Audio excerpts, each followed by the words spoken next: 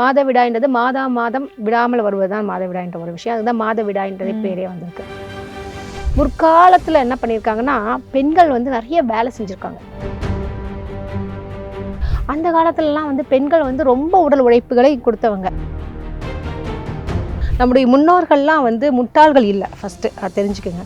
கால தேச வர்த்தமான ஜாதி மத நிரபேத யுக்தி சுதி அனுபவம் தான் ஜோதிடம் சொல்லுவாங்க. முன்னாடி வந்து தெருவில் ஆரம்பிச்சு அடுத்த தெரு வரைக்கும் வாசல் இருக்கும்னு சொல்லுவாங்க. அந்த அளவுக்கு பெரிய விசாலமாக வீடு கட்டியிருப்பாங்க. ஒரு தெரு ஃபுல்லாக ஒரு வீடு இருக்குன்னா அப்போ வீடெல்லாம் துடைக்கிறது யாரு? பெண்கள் தான். அடுத்து வந்து கடவுளுக்கும் இந்த இதுக்கும் என்ன தொடர்புடும் போது அம்பாலே பெண் தான். இந்த இடம் வந்து காமாகிய கோவில்ன்றது என்னன்னா அம்பாளுடைய பிறப்புறுப்பை தான் கடவுளாகவே அங்கே கும்பிடுறாங்க. அங்கே சிலை கிடையாது, அம்மன் சிலை நம்ம எல்லா கோவிலையும் இருக்கும்ல, அது மாதிரி அங்கே சிலை கிடையாது. லிங்கம் வந்து ஆண் உறுப்பையும் அந்த கீழே இருக்கு இல்லையா, லிங்கத்துக்கு கீழே இருக்கிறதா பெண் உறுப்பையும் சொல்லுது. அதான் சக்தி சிவம்ன்றது ரெண்டு பேரும் இணையக்கூடிய ஒரு இடமா சொல்றாங்க. அதனுடைய தத்துவமே வந்து ஆண் இல்லாமல் பெண் இல்லை, பெண் இல்லாமல் ஆண் இல்லைன்ற ஒரு தத்துவமே அங்கே இருக்கு. அதே மாதிரி எந்த கம்பெனிலையும் வந்து உங்களுக்கு பீரியட்ஸ் ஆங்க முன்னா லீவ் எடுத்துங்கன்னு சொல்றது இல்லை, இங்கே தொடக்கூடாது, இங்கே தொட்டா இது தீட்டுன்றதெல்லாம் கிடையாது. எங்க மாலை போடுறோம்ல, மாலை போட்டுக்கிட்டே உள்ள போலாங்க. மாதவிடாய் டைம்ல பூஜை ரூமுக்குள்ள போனா ஏதாவது ஆபத்து நடக்குமா நடக்காதா? தரமே உணவாய் என்றும் Apoorva. Ashwin's Sweets and Snacks. Experience comfort, elegance, and a homely feel in our premium rooms. Perfect for spiritual trips, family stays, or business travel. Pachiyappa Silks, the complete family store. Enjoy full shopping. Kanchipuram, Vellore, Tiruvannamalai. Snehithi நேயர்களுக்கு வணக்கம். நான் திவ்யா ஸ்ரீனிவாசன். இன்னைக்கு நம்ம கூட ஆன்மீக ஜோதிடர் doctor Gnanaratham தான் வந்து ஜாயின் பண்ணியிருக்காங்க. வணக்கம் மேம். வணக்கங்க. எப்படி இருக்கீங்க? ரொம்ப சிறப்பாக இருக்கேன். நீங்கள் எப்படி இருக்கீங்க? நானும் ரொம்பவே சிறப்பாக இருக்கேன். பெண்கள்னாலே வந்து இந்த ஒரு பிரச்சனை வந்து எல்லாருக்கும் இருக்குது அப்படின்னு வந்து சொல்லப்படுது. ஆனால் ஆன்மீகத்தில் இதை வந்து மிகப்பெரிய பிரச்சனையாக பார்க்குறாங்க, மாதவிடாய் அப்படின்றது. மாதவிடாய் சமயத்தில் பெண்கள் கோவிலுக்கு போகலாமா அப்படின்றது இப்போ வரைக்குமே ஒரு கேள்வியாக தான் இருக்குது. அதுக்கு ஒரு ஜோதிடராக உங்களோட பதில் என்னவா இருக்கும்? ரொம்ப நல்ல விஷயங்க இந்த கேள்வி. ஏன்னா நிறைய பேருக்கு வந்து இது தெரிய மாட்டேங்கிறது, ஒவ்வொருத்தவங்க ஒவ்வொரு விதமாக புரிஞ்சிட்டு இருக்காங்க. இந்த முதல்ல வந்து ஃபஸ்ட்டு வந்து பார்த்தீங்கன்னா, மாதவிடாய்ன்றது மாதம் விடாமல் வருவதுதான் மாதவிடாய்ன்ற ஒரு விஷயம். அதுதான் மாதவிடாய்ன்றதே பேரே வந்திருக்கு. இது மட்டும் இல்லாமல் இந்த பீரியட்ஸ் டைமுக்கும் இந்த கோவிலுக்கும் என்ன சம்பந்தம் அப்படின்னு பார்க்கும்போது, முற்காலத்தில் என்ன பண்ணியிருக்காங்கன்னா, பெண்கள் வந்து நிறைய வேலை செஞ்சுருக்காங்க. என்ன மாதிரினா பார்த்தீங்கன்னா, நெல் இது பண்ணுறது, உமி உடைக்கிறது, அப்புறம் வந்து பார்த்திங்கன்னா அவங்களே சமைக்கணும்னா இது காய்கறி அவங்களே பறிச்சுட்டு வந்து செய்யணுன்ற மாதிரியான வேலைகள். அதுக்கப்புறம் வந்து பார்த்திங்கன்னா ரொம்ப தூரத்துலேருந்து இந்த விறகை தூக்கிட்டு வந்து போடணும் வரணும். ஒவ்வொரு வேலையுமே வந்து சாதாரணமாக இப்போ கேஸ் ஃபோன் பண்ணால் கேஸ் வர மாதிரிலாம் கிடையாது. டக்குன்னு சட்னி அரைக்கலான்னா மிக்சி வச்சு டக்குன்னு பண்ணுறது இதெல்லாம் இந்த காலத்தில். அந்த காலத்துலலாம் வந்து பெண்கள் வந்து ரொம்ப உடல் உழைப்புகளை கொடுத்தவங்க. அதாவது அவங்களுக்கு இடைவிடாமல் அவங்களுக்கு விடுமுறையே இல்லைன்னு சொல்லுவாங்க. ஸோ அப்போ வந்து இந்த மாதவிடாய்னும் பொழுது உங்களுக்கே தெரியும், நம்மளாம் பெண்கள். ஸோ அந்த நேரத்தில் உங்களுக்கு ஒரு நாளாவது கண்டிப்பாக வயிறு வலிக்கும், அந்த உபாதைகள் இருக்கும், இடுப்பு வலிக்கும், வர்றதுக்கு முன்னாடியே வேற வலிக்க ஆரம்பிக்கும். அது வரும்பொழுதும் பிரச்சனைகளை நம்ம சந்திக்கிறோம். ஒரு சில அழுதுருவாங்க. அந்த அளவுக்கு வந்து தாங்க முடியாத நிலைமையெல்லாம் பெண்களுக்கு இருக்குன்றது உங்களுக்கு தெரிஞ்ச ஒரு விஷயம். அதற்கும் இந்த கோவிலுக்கும் மற்றும் வந்து இதுக்கெல்லாம் என்ன சம்பந்தம் அப்படின்னு பார்க்கறச்ச முக்கியமான ஒரு விஷயம் என்னன்னா, அவங்க ரொம்ப உடல் உழைக்கிறாங்க இல்லையா, அதனால என்ன ஆகுது அப்படின்னு பார்க்கறச்ச நம்முடைய முன்னோர்கள்லாம் வந்து முட்டாள்கள் இல்லை, ஃபஸ்ட்டு அதை தெரிஞ்சுக்கோங்க. அதாவது அதுக்காக வந்து அவங்க சொன்னது எல்லாமே வந்து அந்தந்த காலத்திற்கு ஏற்ற மாதிரியான விஷயங்கள் அவங்க அப்போ பின்பற்றிருக்கிறார்கள். அதாவது பேர் தான் வந்து பார்த்தீங்கன்னா ஜோதிடத்திற்கே கால தேச வர்த்தமான ஜாதி மத நிரபேத யுக்தி சுதி அனுபவம் தான் ஜோதிடம் சொல்லுவாங்க. ஏன்னா ஒவ்வொரு காலத்திற்கு ஏற்ற மாதிரியான விஷயங்கள் இருக்குது, நிறைய விஷயங்கள். அப்படி பார்க்கறச்ச அந்த காலத்தில் இவ்வளோ உழைப்புகள் உடல் உழைப்புகளை வந்து, அதாவது லீவே இல்லைன்னு வாங்க, நம்ம நிறைய பேருக்கு வந்து வேலைக்கு போகிறாங்க, சாட்டர்டே சண்டே லீவ் இருக்கும், இவங்களுக்கு அந்த சனி ஞாயிறு இன்னும் அது கூடுதலான வேலைகள்லாம் இருக்கும். அதனாலதான் ஒரு காலத்துலலாம் வந்து அப்பெல்லாம் பெரிய பெரிய வீடுகள் இருக்கும். உங்களுக்கு தெரியும், ஒரு வீடே வந்து பாத்தீங்கன்னா முன்னாடி வந்து பின்னாடி தோட்டம் இருக்கும், முன்னாடி வந்து தெருவில் ஆரம்பிச்சு அடுத்த தெரு வரைக்கும் வாசல் இருக்கும்னு சொல்லுவாங்க. அந்த அளவுக்கு பெரிய விசாலமாக வீடு கட்டியிருப்பாங்க. ஆனா இது மாதிரியான நேரத்துல வந்து பெண்கள் வேலை செய்யக்கூடாது. ஏன்னா நீங்க சொன்னீங்க ஒரு தெரு ஃபுல்லா ஒரு வீடு இருக்குன்னா அப்ப வீடெல்லாம் துடைக்கிறது யாரு? பெண்கள் தான், ஆப்வியஸ்லி. அப்படி பார்க்கறச்சு அவங்களுக்கு அந்த ஒரு ஓய்வாக இருக்கணுன்றதுக்காக முற்காலத்தில் நம்மளுடைய முன்னோர்கள் வந்து என்ன பண்ணியிருக்காங்க, அந்த 3 நாட்கள் சொல்லிட்டு அந்த 3 நாளும் வந்து அவங்களுக்கு ஒரு தனி அறை கொடுத்து அவங்கள வந்து அதாவது எப்போதுமே ஒரு சம்பிரதாயம் பண்ணுவாங்க இல்லையா, அவங்களோட தலகாணி யூஸ் பண்ணிக்கிறது. அதனால அவங்களுக்கு அந்த ஆக்சுவலி வந்து அது கிருமி, நான் இந்த பீரியட்ஸ்ன்றது ஒரு கிருமி சொல்லுவாங்க. ஸோ அது வந்து ரொம்ப பரவக்கூடாதுமாங்களே, இது வெளியில் ஸ்ப்ரெட் ஆகிடக்கூடாது. ரொம்ப அலையும் போது வேலை செய்யும் போது ஓவராக ஆயிடுச்சுனாலோ நம்ம ட்ரெஸ்ஸில் பட்டுடும். இது ஆண்கள் பார்க்கும்போது இதுவாக இருக்கும். நிறைய பசங்க வந்து இந்த விஷயமே தெரியாது, சின்ன புரிதல் பசங்களுக்கு இல்லாம எல்லாமே இருக்காங்க. தெரியாது வேற. அப்படின்னும் பொழுது அவங்க பார்த்து இது என்னது மம்மி அப்படின்னு கேட்கும்போது இது மாதிரியான பிரச்சனைகள் வரக்கூடாது சொல்லிட்டு அவங்களுக்கு ஒரு ரூமே கொடுத்து ரெஸ்ட் எடுங்கன்னு சொல்றாங்க. ப்ளஸ் நான் சொன்ன மாதிரி வேலைகள் அதிகமான வேலைகளுக்கு ஒரு 3 டேஸ் அவங்களுக்கு ஒரு ஓய்வுன்றதுக்கு தான், இந்த ஓய்வு காலத்திற்காக தான் இந்த மாதவிடாய் இது அப்ப விஷயம். ஆன்மீக ரீதியா வந்து கடவுள் கிட்ட போகக்கூடாது அப்படின்றத நீ அது தீட்டு அந்த 3 நாள் தீட்டு, நீ வராத கடவுள் கிட்ட, அதுவும் பூஜை ரூம் பக்கத்துல எல்லாம் போயிட்டோம்னா அவ்வளவுதான் அப்படின்ற ஒரு ஜோன் இருக்கும்ல மேம். அது கடவுளை சம்பந்தப்படுத்தி தான் இந்த மாதவிடாய பெண்களுக்கு வந்து ஒதுக்கி வைக்கிறாங்க. அதுக்கு என்ன மேம் இருக்கும்? இது ரொம்ப அருமையான ஒரு கேள்விங்க. இது எதுக்கு நான் ஃபர்ஸ்ட் இன்ட்ரோடக்ஷன்ஸ் கொடுத்தேன்னா, இது முதல்ல தெரிஞ்சுக்குங்க பேசிக்ன்ற விஷயத்துக்கு தான். அடுத்து வந்து கடவுளுக்கும் இந்த இதுக்கும் என்ன தொடர்புடும் போது, அம்பாலே பெண் தான், சரிங்களா? அப்படின்னும் பொழுது இதற்கு வந்து உதாரணமாக வந்து பார்த்தீங்கன்னா, அஸ்ஸாம் மாநிலம் இருக்குல்ல, அங்கே காமாகியா கோவில்னு ஒரு கோவில் இருக்கு. காமாகியம்னு வந்து அம்மனை வந்து நிறைய துண்டுகளாக தூக்கி போட்டாங்க மேலோகத்துல இருந்து. அப்படி ஒவ்வொரு துண்டுக்கும் ஒவ்வொரு ஏரியா வச்சிருப்பாங்க, கோவில்கள் இருக்கு. இந்த இடம் வந்து காமாகிய கோவில்ன்றது என்னன்னா, அம்பாளுடைய பிறப்புறுப்பை தான் கடவுளாகவே அங்கே கும்பிடுறாங்க. அங்கே சிலை கிடையாது, அம்மன் சிலை நம்ம எல்லா கோவிலையும் இருக்கும்ல, அது மாதிரி அங்கே சிலை கிடையாது. அதை வைத்து கொண்டு தான் அதை பண்றாங்க. அதே வந்து பார்த்தீங்கன்னா, சிவனுடைய லிங்கம் பார்த்துருக்கீங்கல்ல, லிங்கம் வந்து ஆண் உறுப்பையும் அந்த கீழே இருக்கு இல்லையா, லிங்கத்துக்கு கீழே இருக்கிறது தான் பெண் உறுப்பையும் சொல்லுது. அதான் சக்தி சிவம்ன்றது 2 பேர் இணையக்கூடிய ஒரு இடமா சொல்றாங்க. ஸோ அது வந்து கோவில்லையே அதை வைத்து தான் நம்ம பூஜிக்கிறோமே, சரிங்களா? அதனுடைய தத்துவமே வந்து ஆண் பெண், ஆண் இல்லாமல் பெண் இல்லை, பெண் இல்லாமல் ஆண் இல்லைன்ற ஒரு தத்துவமே அங்க இருக்கு. அது மட்டும் இல்லாம பாத்தீங்கன்னா, அந்த இடத்துல வந்து செந்நிறமாக நீர் வருதுனால அது வந்து நம்மள மாதிரியே அந்த இடத்துல இருந்து அதாவது 3 நாள் வருதுங்க. நம்மளுக்கு எப்படி மாதம் 3 நாட்கள் வந்து இருக்கோ அந்த அம்மனுக்குமே அதேதான். ஆமாங்க.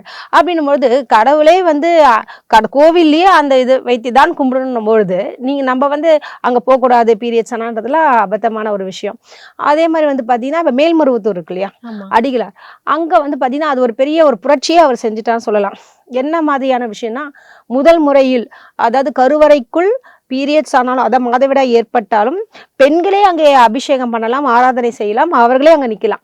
அதுக்குதான் சிவப்பு நிறமாகவே அங்க செவ்வாடையே போட்டு சக்தினே அங்க சொல்ற அளவிற்கு பெரிய பிரசித்தமா இருக்குங்க. இது மட்டும் இல்லாம அங்க பாத்தீங்கன்னா, அந்த இடத்துல வந்து பெண்கள்லாம் வந்து அந்த பீரியட்ஸ் அப்ப கூட அவங்க தான் சுத்தம் படுத்துவாங்க கோவிலையே. அந்த டைம்ல கூட இதுக்கு வந்து விதிவிலக்கே இல்லைன்ற அளவுக்கு நீங்க ஃப்ரீயா வரலாம் போலான்ற மாதிரி, இது அம்மா தானம்மா, அம்மா ஒரு இயற்கை தானே, அவ்வளோ ஒரு பெண் தானே அப்படின்ற மாதிரியான விஷயத்த சொல்லியிருக்காங்க. அதை ஏத்துக்கிட்டாங்களா மேம் எல்லாரும்? ஆமா, நிஜமாகவே ஏத்துதானுங்க. இன்னைக்கு தவறா நினைக்காதீங்க, ஸ்போர்ட்ஸ்ல இருந்து எல்லாருமே வந்து நீங்க இதெல்லாம் பாடினா பெண்கள் வெளியே வர முடியாது. அந்த 3 நாட்கள்னா நீங்க ஒலிம்பிக்ல போய் விளையாடவே முடியாது. அதற்கேற்ற மாதிரி எல்லா விஷயமும் தற்காப்புக்கு அதை ஒரு சாதாரண ஒரு இதுவா இயல்பான ஒரு நாளாக வைத்துக் கொள்ற அளவிற்கு மற்ற நாளை போன்று இவங்களுக்கு அதுவும் ஒரு சாதாரண நாளாக தான் இப்ப நிறைய பேர் முற்போக்காக எல்லாமே பார்த்துட்டு இருக்கோம். நிறைய பேர் இன்னைக்கு வேலைக்கு நம்மலாம் வரோம் போறோம்னா அந்த 3 நாட்கள் சொல்லிட்டு லீவ் கேட்கறது இல்லை இல்லையா? அதே மாதிரி எந்த கம்பெனிலையும் வந்து உங்களுக்கு பீரியட்ஸ் ஆங்க 3 நாள் லீவ் எடுத்துங்கன்னு சொல்றது இல்லை. இங்க தொடக்கூடாது, இங்க தொட்டா இது தீட்டுன்றதெல்லாம் கிடையாது. ஏன்னா வந்து அது மாதிரியான விஷயம் வந்து உடலுக்கு வந்து ஆரோக்கியத்துக்காகவும், அதாவது ரொம்ப ரெஸ்ட் எடுக்கிறதுக்காக தான். இன்னைக்கு எல்லாருமே வந்து பட்டனை தட்டினா எல்லாம் வந்துருதுன்ற மாதிரி வந்துருச்சு இல்லையா? அந்த காலத்துல அப்படி கிடையாது. ஒவ்வொரு விஷயத்துக்குமே உடல் உழைப்பு. அதுவும் பெண்களுக்கு குறிப்பா அது தாய்மார்கள் அப்பெல்லாம் வேலைக்கும் போக மாட்டாங்க.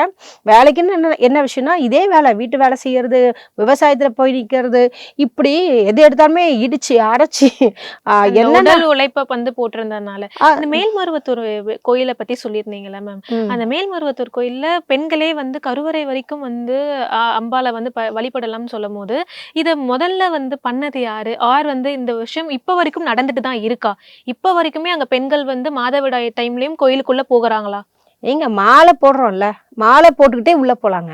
மாலை போடுறது எவ்வளவு பெரிய விஷயம் நம்ம சொல்லுவோம். இப்ப சபரிமலைக்கு வந்து மாலை போட்டா வந்து போட்டா வந்து அந்த 48 நாள் சுத்தமா இருக்கணும் அப்படி இப்படின்றது ஆண்களுக்கே அப்படி சொல்லுவாங்க. இங்கேயும் வந்து மாலை போடுற விஷயம் இருக்கு. வருஷம் மாலை போடுவாங்க. அந்த பூச நட்சத்திரம்லாம் வரும் இல்லையா, அதாவது பூசம் வருது அப்படின்வாங்க. அந்த அந்த காலகட்டத்துல வந்து ஆடி பூசம் ஆடி இது அதெல்லாம் கண்டிப்பாக அப்ப வந்து எல்லாரும் மாலை போடுவாங்க. அப்ப அவங்க பீரியட்ஸ் எல்லாமே வந்து மாதவிடாய் நின்றவர்கள் கிடையாது, வயதான பெண்கள் கிடையாது. எல்லாருமே நம்மள மாதிரி சின்ன குழந்தையில இருந்து பெரிய நடுத்தர கன்னி பெண்கள் முதற்கொண்டு மாலை போடுவாங்க. அந்த பீரியட்ஸ் அப்ப கூட அந்த டேட் இருமுடி எடுத்துட்டு உள்ள அதுவும் மாலை போடும்பொழுது நீங்க பீரியட்ஸ் இருந்தாலும் சரி இல்லாவிட்டாலுமே இருமுடி எழுந்திரவங்களுக்கு மட்டும்தான் ஃபர்ஸ்ட் ஸ்பெஷல் தரிசனம்ன்ற மாதிரி அங்க கருவூலத்துக்குள்ள உள்ள அளவுடே அவங்களுக்கு தான். ஸோ அப்போ வந்து அந்த அளவிற்கு அதுவும் மாலை போட்டவர்கள் மாதவிடாய் ஆனாலுமே போயிட்டு வரலான்றது ஒரு விஷயம் இருக்கு. அது இன்றும் இது வந்து அடிகளார் வந்து ஒரு பெரிய எப்படி சொல்லுவாங்க, ஆண்கள்ல வந்து இப்படி இருந்தாலுமே எல்லா சுவாமிகளும் குருக்களும் வந்து தீட்டா தொடாத வராத முன்னாடி இங்கே நிற்கக்கூடாது அப்படின்னு சொல்லிட்டு நிறைய விஷயங்கள்லாம் இருக்கு. ஆனா அதெல்லாம் மீறி ஒருத்தர் வந்து பண்ணியிருக்காரு. ஆக்சுவலி வந்து அவர் கடவுளா இல்லையான்னு எனக்கு தெரியாது. பட் வந்து அவர் சொன்ன விஷயம் நல்ல விஷயம், ஒரு முற்போக்கான ஒரு விஷயத்த அவர் பார்த்திருக்காருன்றது தான் என்னோட விஷயம். அவருக்கு என்ன மாதிரி எதிர்ப்புகள் இருந்ததுன்னு நான் கேட்க ஆசைப்படுறேன். ஏன்னா ஆன்மீகம்ன்றப்ப இந்த ஒரு விஷயத்தை தான் ரொம்ப பூதாகரமா பேசுவாங்க. தீட்டுன்னு அந்த ஒரு வார்த்தையை தான் யூஸ் பண்ணிட்டே இருப்பாங்க. என்ன மாதிரி பிரச்சனைகளை வந்து சந்திச்சிருந்தாரு? அவர் வந்து பர்சனலா சந்திச்சிருக்காரு. அங்க வராத ஆட்களே இல்லையே. இன்னைக்கு தேவால இருந்து பாத்தீங்கன்னா சிஎம்ல இருந்து எல்லா சிஎம் எம்ஜிஆர் முதற்கொண்டு அங்க உள்ள போயிட்டு வந்திருக்காங்க. இன்னும் கேட்டீங்கன்னா அங்க ஒரு பெரிய ஒரு விசேஷம் என்னன்னா, எல்லாரும் வந்து என்ன பண்ணுவோம், ஒரு கோவில் வருதுன்னா நம்ம எங்கேயோ ஸ்டாப்பிங் இறங்கி அதுக்கப்புறம் சுத்தி வந்து அந்த கோவிலுக்கு போயிட்டு வர்றதா வழக்கம். அந்த இடத்தையே வந்து கோவிலுக்காக ஸ்டாப்பிங்கை மாத்தின இடம்.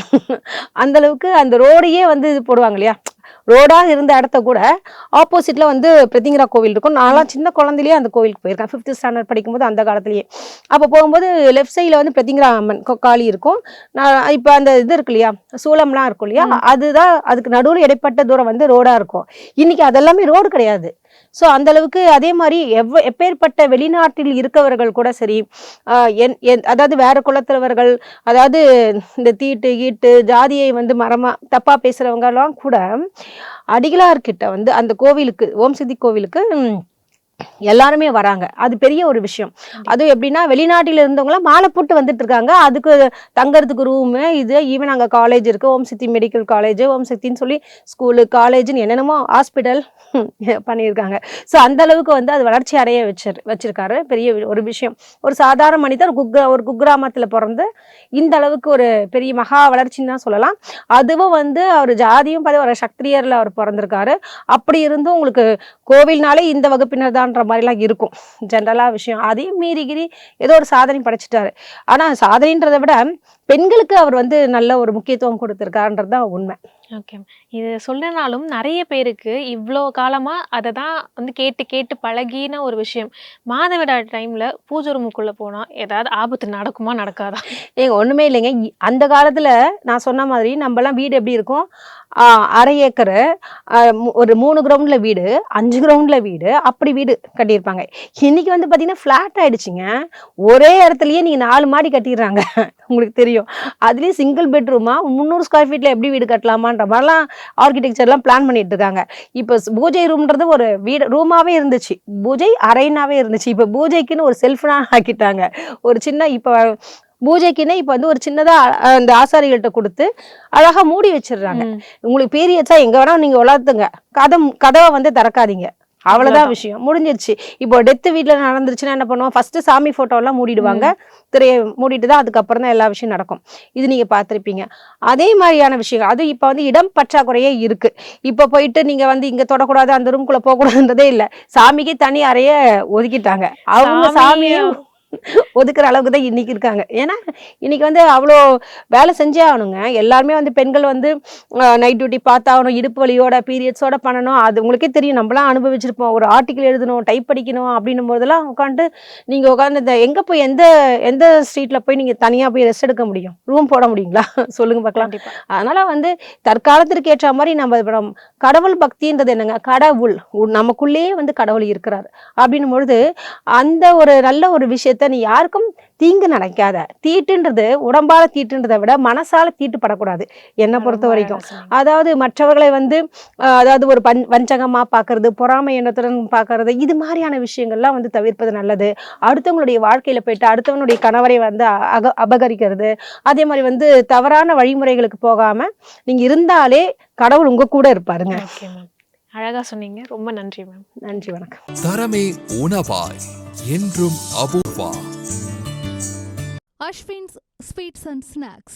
Experience comfort, elegance, and a homely feel in our premium rooms.